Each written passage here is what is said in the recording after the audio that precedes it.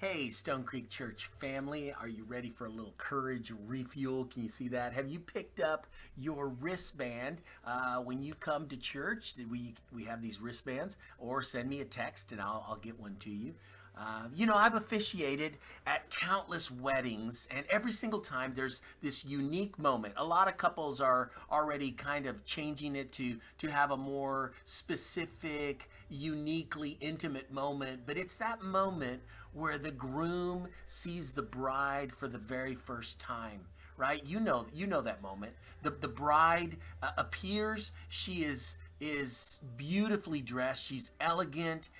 The groom starts to get a little fidgety, maybe a little sweaty. The audience, I love as a pastor, I get to see the audience, and they go back and forth between looking at the groom and looking at the bride. They see the beauty of the bride, and they see the groom. He's starting to get some tears.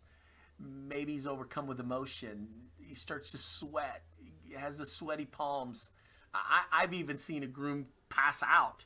I heard of a pastor who came up with a sermon illustration for church where they were studying the passage about where the Bible talks about the church as the bride of Christ. And upon cue, there was this beautifully dressed bride at the top of the center aisle, and he was going to conclude the sermon by inviting the bride of Christ to come down the center aisle. And she was beautifully dressed, right? This volunteer had a glorious wedding gown, and she had a veil.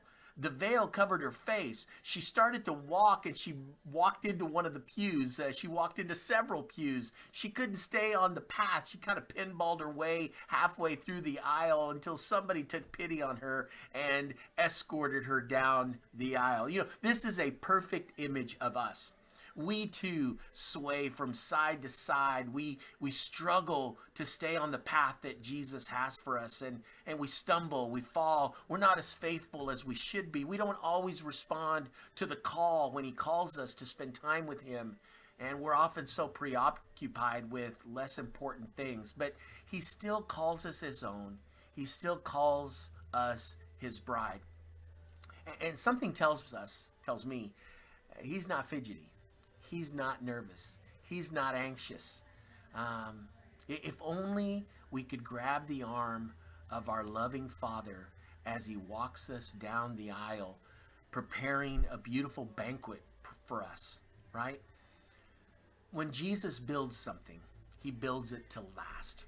Jesus began building his church during the time that he was here on earth and the ministry that he had. And he started it with the disciples, not theologians, not a single theologian in the bunch, not a rabbi, not a priest or a scribe, not a scholar, no one who studied abroad, nobody that traveled the world. Most of them were blue-collar, low-class people, even crass too, from the backwoods, not from uptown. They were a bunch of crusty fishermen, and they tried to tell Jesus what he could and couldn't do. They snored when they should have been praying. They ran when they should have stayed. And I know that we've elevated them to kind of this stained glass saints, but in reality, they were just common people like you and like me.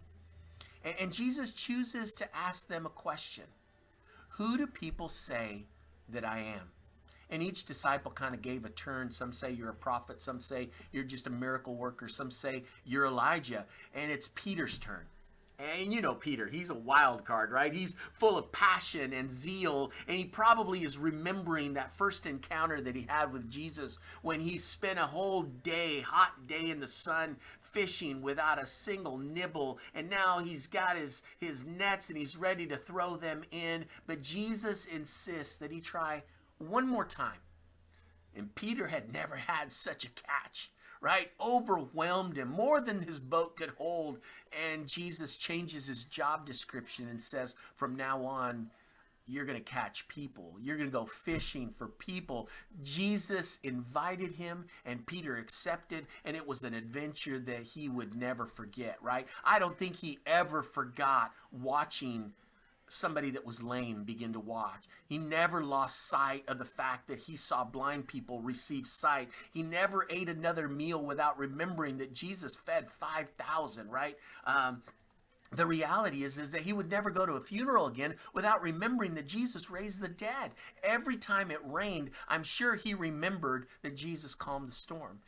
And I don't think he ever got on a boat again without remembering the adventurous rush of adrenaline that he felt when he walked on water with Jesus.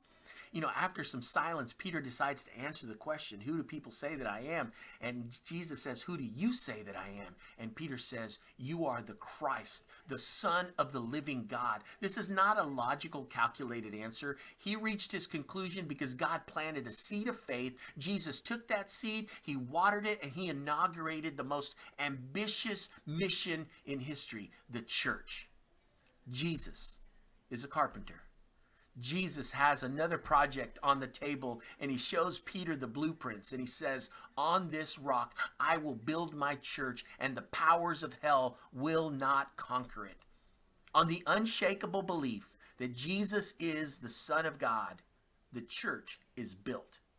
The church, that's us. Jesus is the master builder. He's going to shape, he's going to form, he's going to nail, he is going to put us together because builders build. And Jesus is building. He's selecting stones and he's putting us together. And he's picking you up from one pile and he's picking me up from another. And he is expanding the kingdom of God. When Jesus says, I will build his church, the called out ones, Satan is going to attack. Satan is going to try to defeat. Satan is going to try to divide and conquer and sidetrack. He's going to pull us down to the darkest pit that we could be. But he will not prevail. God is using common people, just like you, just like me. He doesn't use angels. He doesn't have some sort of superhuman species. He doesn't get evangelistic robots. He could have commissioned lions or eagles, but he chose us. The church is not perfect because it's full of imperfect people. And so we need to always align ourselves to the promise. Don't give up. Be strong. Be courageous. You serve a mighty God, a loving and tender Father. And we have our Father that we can take by the arm. And he is walking us down the aisle. See, we believe that Jesus is the Son of God. It is on that foundation Jesus is building his church. It is a movement. And as a movement, we have to move. We have to follow after him. The church, no doubt, we see flaws, we see blemishes, but never doubt the love the groom has for each one of us. When Jesus says, I will build my church and all the powers of hell will not conquer it, he's saying, I will build you. Satan's not going to conquer you because you are the church. You are the bride. So make this your promise. As you kind of jump into 2022, I will align myself with God's family, the church. Come join us Sunday. Connor's preaching. I'm so excited to hear him. And you guys, it is going to be awesome. And we have incredible worship. We've got opportunities for people to serve. There's all kinds of Bible studies taking place. Guys, we are the church. Jesus is building us. So let's go. Let's go. Be strong and courageous. Do not be afraid. God bless you guys. Take care.